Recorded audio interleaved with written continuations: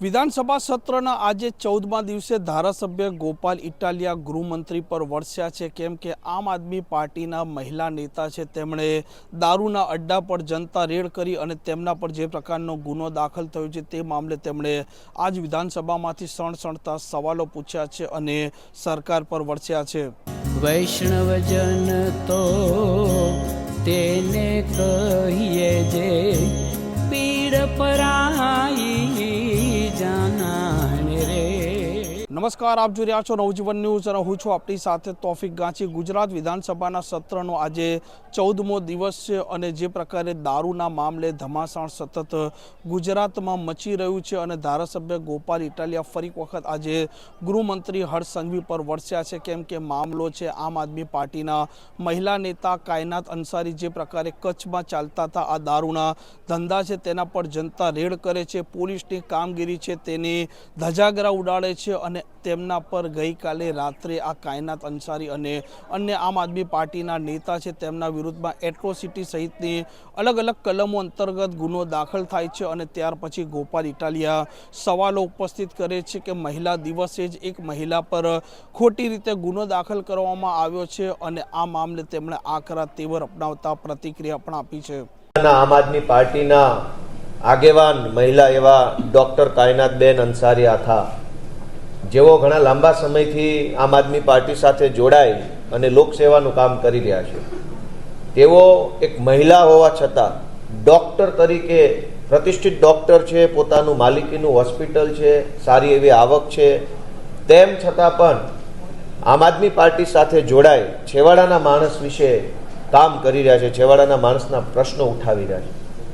આજથી થોડાક દિવસો પહેલા એમણે એક જનતા રેડ કરી અને હર્ષ સંઘવીના દારૂબંધીના પોકળ દાવાઓની ફજેતી ઉડાવી, લાઈવ વિડીયો કેમેરા સાથે, મોબાઈલથી લાઈવ, ફેસબુક લાઈવ અને પોકળ દારૂબંધીની આખી જે ભાંડાફોડની પ્રવૃત્તિ કરી એનાથી ભાજપની આખી સરકાર સમસમી ગઈ અને એક મહિલાની વિરુદ્ધમાં ખોટી ફરિયાદ ઊભી કરી, એટ્રોસિટીની ખોટી ફરિયાદ ઊભી કરી અને કાલે એમને રાત્રે ધરપકડ કરવામાં આવ્યા।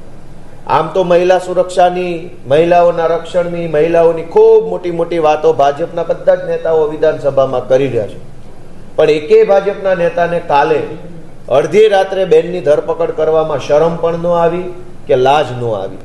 એ બતાવે છે કે આ મહિલાની વાતો જે વિધાનસભામાં થઈ રહી છે એ જૂઠી છે। દારૂની જનતા રેડ કરે એને તો અહીંયા વિધાનસભામાં બોલાવી અને ગૃહમંત્રીના હાથે એને સન્માન આપવું જોઈએ કે જે કામ સરકાર ન કરી શકી એ કામ જનતાએ કર્યું।